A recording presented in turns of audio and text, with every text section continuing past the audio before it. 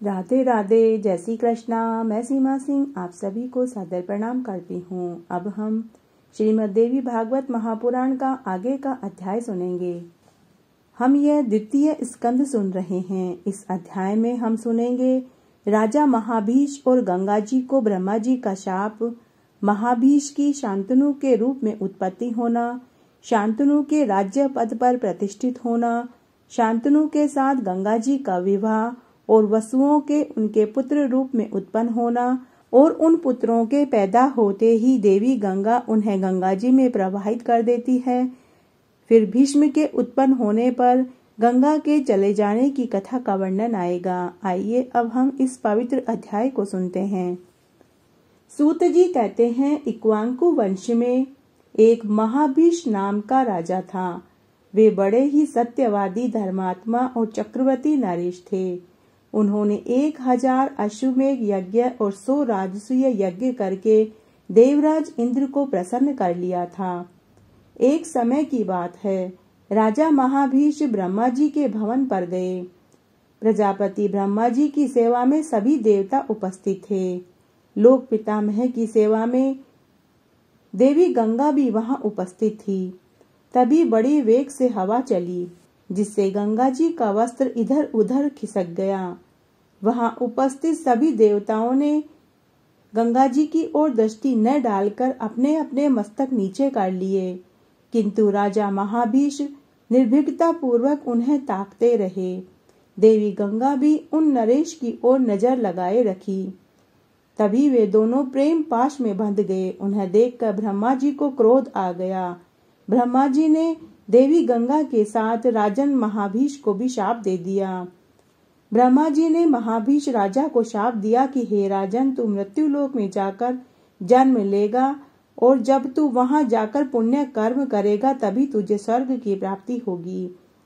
साथ ही ब्रह्मा जी ने गंगा को भी शाप दे दिया। तब देवी गंगा और राजा महाभीष दुखी होकर वहां से चले गए। उस समय राजा महाभीष ने मृत्युलोक में धर्मात्मा राजाओं के विषय में विचार किया। तब राजा महाभीष को पूर्ववंशी राजा प्रतीव के घर जन्म लेने की बात उन्हें जच गई। इसी समय 8 वसु अपनी अपनी स्त्रियों के साथ वशिष्ठ जी के आश्रम में आए। उन्हें इच्छा अनुसार भोग विलास करने की सुविधा प्राप्त थी। पृथु आदि 8 वसु थे। उनमें धो नामक एक प्रधान वसु था। वहां धो की स्त्री ने नंदिनी गाय को देखा। देखकर उसने अपने पति धो से पूछा कि यह उत्तम कामधेनु गाय किसकी है। धो ने उत्तर दिया कि हे सुंदरी, यह उत्तम गाय वशिष्ठ जी की है। स्त्री अथवा पुरुष कोई भी यदि इस गाय का दूध पी लेता है तो वह 10,000 वर्ष तक सदा जवान रहता है। यह बात सुनकर धो की स्त्री ने कहा कि मेरी एक सखी मृत्यु लोक में रहती है। वह राजश्री उशीनर की पुत्री है। वह अनुपम सुंदरी है। हे महाराज, आप उस मेरी सखी के लिए इस पुण्यमयी एवं इच्छा अनुसार दूध देने वाली नंदिनी गाय को बछड़े सहित उस आश्रम पर लेकर चलिए। जब तक मेरी सखी इस गाय का दूध न पी ले तब तक हम इसे वहां रखेंगे। ऐसा होने पर वह सखी मानव समाज में प्रथम श्रेणी की होकर रहेगी। उसे बुढ़ापा और कोई रोग दोष भी नहीं सताएगा। यद्यपि धो के मन में पाप भावना नहीं थी, फिर भी स्त्री की बात सुनकर उसने मनोनिग्रही मुनिवर वशिष्ठ जी का अपमान करके उस गाय को चुरा लिया। उस गाय में पृथु आदि सभी वसु सहायक थे।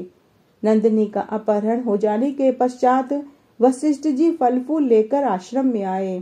आते ही उन्होंने आश्रम में गाय और बछड़े को देखा, लेकिन उन्हें गाय और बछड़ा कहीं दिखाई नहीं दिया।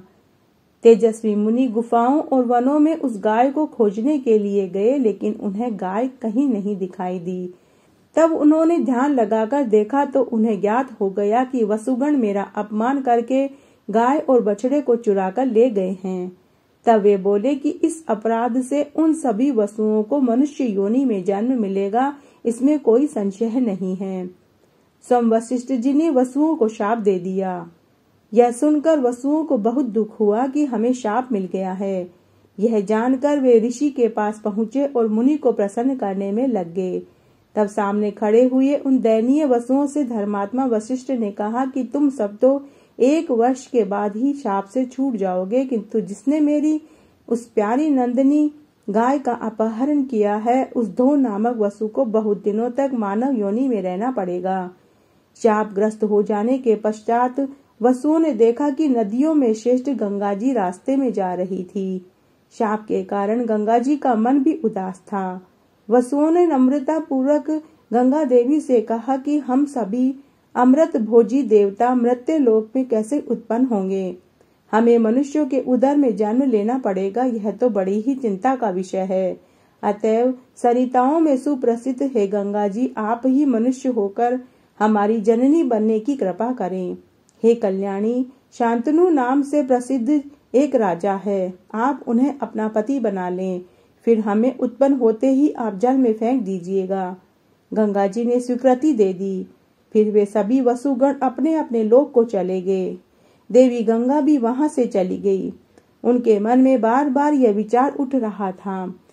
उसी समय राजा महाभीष प्रतीप के घर पुत्र रूप से पैदा हुए। उनका नाम शांतनु था। उन्हें राजश्री की उपाधि प्राप्त थी। वे बड़े ही धर्मात्मा और सत्य प्रतिज्ञ थे। जब राजा प्रतीप ने अमित तेजस्वी सूर्य का स्तवन किया, तब उन्हें एक कन्या मिली। वर की अभिलाषा करने वाली वह सुंदर कन्या जल से निकलकर प्रतीप के दाहिने जंघा पर आकर बैठ गई। वह जांग पर ऐसे बैठी मानो साखू का वृक्ष हो। तब राजा प्रतीप ने गोद में बैठी हुई कन्या से पूछा कि हे कल्याणी, तुम बिना पूछे ही मेरी जंघा पर आकर क्यों बैठ गई? तुम्हारी क्या इच्छा है? उस कन्या ने राजा प्रतीप से कहा कि हे राजेंद्र, आप कुरु वंश के एक महापुरुष हैं। मैं आपको पति बनाना चाहती हूँ। मैं आपके अंक में इसीलिए आकर बैठी हूँ। आप मेरी सेवा स्वीकार कीजिए। तब उस सुंदर कन्या से राजा प्रतीप ने कहा कि पति की अभिलाषा करने वाली पराई स्त्री से काम के विवश होकर मैं संग नहीं कर सकता। हे भामिनी, यह जान लो, अपनी कन्याओं और पुत्र वधुओं के लिए यह स्थान निश्चित है। अतः हे कल्याणी, तुम मेरी पुत्र वधु बनना स्वीकार करो। तुम्हारे पुण्य के प्रभाव से मुझे अभिलषित पुत्र प्राप्त होगा। तब वह दिव्य दर्शनी कन्या वहां से चली गई। तब राजा प्रतीप भी उस स्त्री के विषय में ही विचार करते हुए पुनः घर लौट आए। कुछ दिनों के बाद राजा प्रतीप को एक पुत्र पैदा हुआ। समय पाकर वह राजकुमार भी जवान हो गया। वन में जाने की इच्छा होने पर राजा प्रतीप ने अपने पुत्र को पूरा समाचार कह सुनाया। राजा प्रतीप ने अपने पुत्र से कहा कि हे पुत्र, मन को मुग्ध करने वाली वह सुंदर यदि वन में तुम्हारे पास आए और उसके मन में तुम्हें पति बनाने का विचार आए तो तुम उससे विवाह कर लेना। राजा प्रतीप ने अपने पुत्र शांतनु से कहा कि मेरी आज्ञा है, तुम उससे यह मत पूछना कि तुम कौन हो, तुम केवल उसे अपनी धर्म पत्नी बना लेना। सूत जी कहते हैं कि इस प्रकार राजा प्रतीप अपने पुत्र को आज्ञा देकर और राज्य का भार अपने पुत्र को सौंपकर वन में तपस्या करने के लिए चले गए। भगवती जगदम्बिका की उन्होंने उपासना करी। उसके पश्चात अपने शरीर का त्याग करके वे स्वर्ग के अधिकारी बन गए। इधर राजा प्रतीप के पुत्र शांतनु के ऊपर राज्य का उत्तराधिकार आ गया। राजा शांतनु सारे भूमंडल के एक छत्र राजा हुए। उस नरेश के राज्यकाल में धर्म पूर्वक सब व्यवहार करते थे। राजा शांतनु अपनी प्रजा का भली भांति रक्षा करते थे। प्रतीप के स्वर्गवासी हो जाने के पश्चात सत्य पराक्रमी राजा शांतनु एक बार शिकार खेलने के लिए वन में गए। वे गंगा के तट पर घने जंगल में घूम रहे थे। तभी उन्हें आभूषणों से अलंकृत एक सुंदर कन्या दिखाई पड़ी। उसे देखकर राजा शांतनु को बहुत हर्ष हुआ और उन्हें याद आया, पिताजी ने जिस स्त्री की बात करी थी वह यही स्त्री है।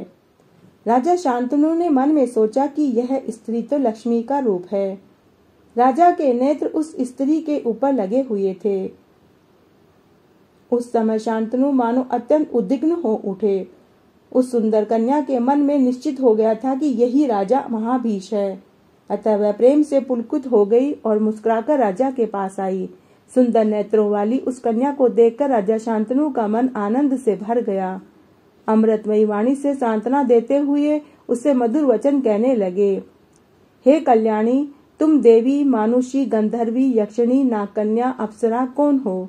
तुम्हारा मुख बड़ा ही मनोहर दिखाई देता है। हे सुंदरी, तुम जो कोई भी हो, इस समय मेरी धर्म पत्नी बनना स्वीकार करो। सूत जी कहते हैं कि राजा शांतनु को निश्चित ज्ञान नहीं था कि यही गंगा है, किंतु गंगा जानती थी कि यही राजा महाभीष है, जो इस समय शांतनु के रूप में है। अतः पूर्व प्रेम के संबंध को याद करके गंगा ने राजा की बात मान ली। गंगा ने कहा कि हे महाराज, आप राजा प्रतीप के सुपुत्र हैं, मैं आपको अच्छे से जानती हूँ। कौन ऐसी सुंदरी होगी जिसे भाग्यवश आप जैसा सुयोग्य पति मिले और वह उन्हें वरण न करे। हे राजन, मैं आपसे तभी विवाह करूंगी जब आप मेरी 2 बातों को स्वीकार करेंगे। हे राजन, मेरी प्रतिज्ञा आप सुन लीजिए, फिर मैं आपको पति रूप में स्वीकार करूंगी। हे राजन, मैं जो कुछ भी कार्य करूं वह अच्छा हो या बुरा हो, आप उसे रोकेंगे नहीं और मुझसे कभी अप्रिय वचन भी नहीं कहेंगे। हे राजेंद्र, अगर आपको मेरी ये दोनों शर्तें मंजूर हैं तो ही मैं आपको पति रूप में वरण करूंगी, और अगर किसी दिन आपने मेरे साथ अप्रिय वचन कहे तो मैं उसी समय आपको छोड़कर चली जाऊंगी। राजा शांतनु ने कहा कि मुझे सब स्वीकार है। राजा शांतनु के ऐसा कहने पर गंगा राजा शांतनु की पत्नी बन गई। इस प्रकार मनुष्य के रूप में प्रकट होने वाली गंगा से राजा शांतनु का विवाह हो गया। फिर तो उत्तम वर की वधु बनकर सौभाग्यवती गंगा राजभवन में सुख भोगने लगी। राजा उनके साथ रहकर मनोहर उपवन में आनंद करने लगे। गंगा भी राजा को प्रसन्न करने की चेष्टा करती थी। इस तरह अनेक वर्ष बीत गए। राजा शांतनु के संयोग से दिव्य लोचना गंगा को गर्भ ठहर गया। उनसे पुत्र के रूप में वसु की उत्पत्ति हुई। उत्पन्न होते ही उस पुत्र को उन्होंने गंगा में फेंक दिया। इस तरह फिर दूसरा, तीसरा, चौथा, 5वां, 6ठा 7 पुत्रों को गंगा ने काल का ग्रास बना दिया। तब राजा शांतनु को बड़ी चिंता हुई। वे सोचने लगे कि अब मैं क्या करूं, किस तरह मेरा वंश बढ़ेगा। यह स्त्री तो पाप का साकार विग्रह है, तभी तो इसने मेरे 7 पुत्रों को मार डाला। मैं इसे किस तरह मना करूं? अगर मैंने इसे मना किया तो यह मुझे छोड़कर चली जाएगी। मेरे मन को यह गर्भ बहुत अनुकूल जान पड़ता है। इस समय भी यदि मैं इसे नहीं रोकूंगा तो यह निश्चय ही यह पापिनी उस बच्चे को भी जल में फेंक देगी। भविष्य में मुझे पुत्र होगा या नहीं, इस संशय को दूर करना साधारण बात नहीं। इस प्रकार संशयग्रस्त अवस्था सामने आने पर अब मुझे क्या करना चाहिए? वंश की रक्षा के लिए मुझे प्रयत्न तो करना ही पड़ेगा। तदनंतर गंगा के उदर से 8वां धो नामक वसु, जिसने स्त्री के वशीभूत होकर मुनिवर वशिष्ठ की नंदिनी गाय को चुराया था, पुत्र रूप में पैदा हुआ। उसे देखकर राजा शांतनु गंगा के पैरों में गिर पड़े और बोले कि हे तन्वगी, तुम्हारा मुखमंडल पवित्र मुस्कान से खिला रहता है। मैं तुम्हारा सेवक हूँ। इस समय तुमसे मेरी यह प्रार्थना है कि तुम इस बच्चे का जीवन दान दे दो। मैं एक पुत्र का पालन पोषण करना चाहता हूँ। तुमने मेरे 7 पुत्रों को पहले ही मार डाला है। हे सुशोणी, इस 8वें पुत्र की रक्षा करो, इसलिए मेरा मस्तक तुम्हारे पैरों पर पड़ा है। अनुपम शोभा पाने वाली हे प्रिय, तुम दूसरी कोई भी वस्तु मांग लो, चाहे वह कितनी भी दुर्लभ क्यों न हो, मैं तुम्हें देने के लिए तैयार हूँ, परंतु मेरे वंश परंपरा को तुम सुरक्षित रखो। इस प्रकार राजा शांतनु के कहने पर भी गंगा उस बालक को लेकर जाने के लिए उद्यत हो गई। तब राजा ने अत्यंत दुखी होकर कहा कि अरे पापिनी, तू यह क्या कर रही है? क्या तुझे नरक का भी भय नहीं लगता? तेरी जैसी इच्छा हो जा अथवा रह, किंतु मेरे बच्चे को तू देती जा। तू वंश का उच्छेद करने वाली है। तेरी जैसी स्त्री से मुझे क्या करना है? राजा शांतनु के ऐसा कहते ही गंगा ने राजा से कहा कि हे राजन, इस बालक को जीवित रखने की तो मेरी भी इच्छा है, परंतु आपने जो प्रण किया था वह टूट गया है, अतः अब मैं यहाँ नहीं रहूंगी। आप निश्चय जान लीजिए, मैं गंगा हूँ। देवताओं का कार्य संपन्न करने के लिए ही मैं यहाँ आई थी। बहुत समय पहले की बात है। हे महाभाग, वशिष्ठ ने वसुओं को शाप दे दिया था कि तुम सभी मनुष्य योनि में चले जाओ। इससे बेचारे वसु चिंता से घबरा गए। मैं उस समय वहीं उपस्थित थी। मुझे देखकर उन्होंने प्रार्थना करी कि हे अन्यदेव, आप हमारी जननी बनना स्वीकार करें। महाराज, तब मैंने वसुओं को वर दिया था तुम्हारी पत्नी मैं बनी, भली भांति यह समझ लीजिए, ये देवताओं का कार्य सिद्ध करने के लिए ही मेरा यहाँ आना हुआ है। वे ही 7 वसु मेरे पुत्र हुए थे। अब ऋषि के शाप से उनका उद्धार हो गया है और यह एक वसु कुछ समय तक आपका पुत्र बनकर रहेगा। हे राजन, मैं इसे दिए देती हूँ, आप अपने इस पुत्र को स्वीकार कीजिए। इसको दिव्य पुरुष वसुमान का पुत्र जनित सुख भोगिए। महाभाग गांगे नाम से विख्यात यह बालक बहुत ही बलवान होगा। आज तो मैं इसे ले जा रही हूँ, पालन पोषण करने के बाद मैं आपको इसे बाद में लौटा दूंगी। इस तरह कहकर गंगा बच्चे को लेकर अंतर्ध्यान हो गई। राजा शांतनु अपने भवन में आ गए। उनके ऊपर दुखों का पहाड़ टूट पड़ा था।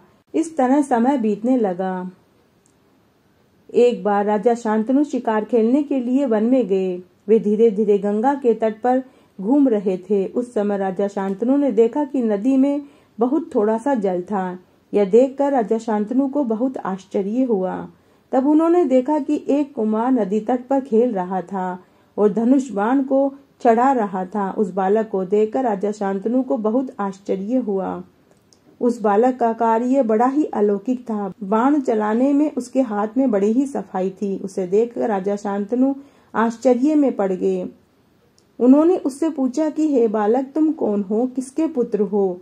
ऐसा कहते ही वह बालक अंतर्ध्यान हो गया। राजा शांतनु चिंता में पड़ गए और मन ही मन सोचने लगे कि कहीं यह मेरा पुत्र ही तो नहीं। तब राजा शांतनु ने गंगा की स्तुति करी। तभी वहां गंगा प्रकट हो गई।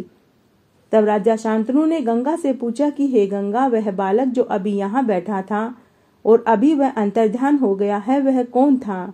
गंगा बोली कि हे राजन, यह तुम्हारा पुत्र है। मैंने इसकी रक्षा अब तक करी। यह 8वां वसु है। मैं अब इसे तुम्हारे हाथों में सौंप देती हूँ। यह बड़ा होकर गांगेय नाम से विख्यात होगा। अपने व्रत में अटल रहने वाला यह तुम्हारा पुत्र कुल की कीर्ति का विस्तार करेगा। वशिष्ठ जी के पवित्र आश्रम में रहकर मैंने तुम्हारे पुत्र को सभी वेदों और धनुर्वेदों का ज्ञान दिला दिया है।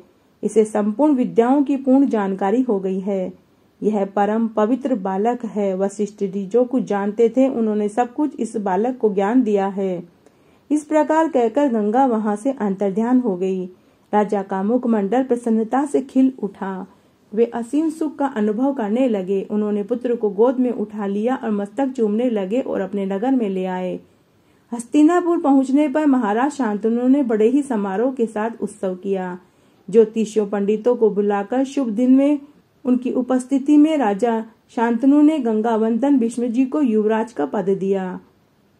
सूत जी कहते हैं कि हे मुनियों, भीष्म जी के जन्म और गंगा की उत्पत्ति जो कुछ कारण था वह यही था। वसुओं के शाप से ही यह घटना घटित हुई थी। गंगा अवतरण के तथा वसुओं की उत्पत्ति के इस पावन प्रसंग को जो कोई मनुष्य सुनता है वह समस्त पापों से मुक्त हो जाता है, इसमें कोई संदेह नहीं है। यह उपाख्यान परम पवित्र, मंगलमय एवं वैदिक सिद्धांतों से संपन्न है। व्यास जी के मुखारबिंद से मैंने जैसा सुना था वह मैंने तुम्हें सुनाया। इस तरह आज मैंने आपको ये महात्म्य सुनाया। मेरे साथ बने रहने के लिए आपका धन्यवाद। आगे की कथा कहानी के लिए भी आप इसी तरह मेरे साथ बने रहें। धन्यवाद।